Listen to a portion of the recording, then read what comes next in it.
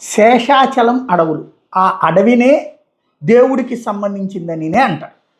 కడప దేవుని గడప అంటారు. అక్కడి నుంచి ప్రారంభమై తిరుమలకి దారి కూడా ఉన్నాయి. అట్లాంటి కడపలోని శేషాచలం కొండ మీదన ఇప్పుడు అకస్మాత్తుగా ఒక దర్గా వెలిసింది. హిందుత్వ సంఘాలు అదే ప్రశ్నిస్తున్నాయి, ఎక్కడి నుంచి వచ్చింది ఈ దర్గా అన్నటువంటిది. అంటే కావాలని చెప్పి అక్కడ పెట్టుకొచ్చారన్నమాట ఆ కొండ మీద. ఇది ఎవరో స్థానికంగా ఉన్నట్టు కొంతమంది ప్రొవోక్ చేయడం. ఇప్పుడు దాన్ని గనక ముట్టుకున్నారనుకోండి, అదిగో టోటల్గా వచ్చేసి అక్కడికి చేరిపోవడం.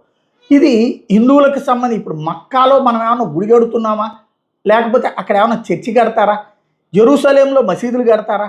కానీ పర్టికులర్గా హిందువులకు సంబంధించి మాత్రమే ఎందుకు ఈ టార్గెట్ అన్నటువంటిది అర్థం కాదు. ఎవరైనా ఏదైనా అంటే గనక దాని మీద ఇష్యూ క్రియేట్ చేస్తారు. కడప నుండి కేవలం 14 కిలోమీటర్ల దూరంలో ఉంది. కడమలో పల్లెలో రోడ్డు పక్కనే ఒక ఆర్చ్ కనిపిస్తుంది. అదే హజరత్ సయ్యద్ షా వలీ దర్గా. అక్కడికి వెళ్లే దారిలో ఒక రైల్వే బ్రిడ్జ్ వస్తుంది. ఆ కింది నుంచి వెళితే దర్గా కోసం లోపలికి అద్భుతంగా సిమెంట్ రోడ్లు, నీటి వసతి అన్ని ఏర్పాటు చేసుకున్నారు.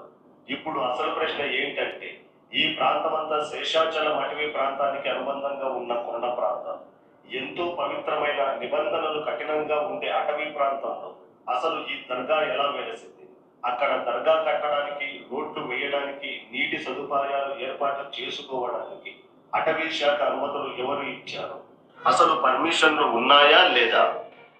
జ్యోతి క్షేత్రంలో ఉన్న కాశిరెడ్డి నాయన ఆశ్రమాన్ని అటవీ భూమి అని చెప్పి అధికారులు కూలగొట్టారు. మరి ఈ దర్గాల విషయానికి వచ్చేసరి ఇది ఇప్పుడు దీని సంగతి ఏంటి అన్నటువంటిది చెప్పేవాళ్ళు ఎవరో చూడాలి. అటవీ శాఖ మంత్రి పవన్ కళ్యాణ్ ఉన్న నేపథ్యం.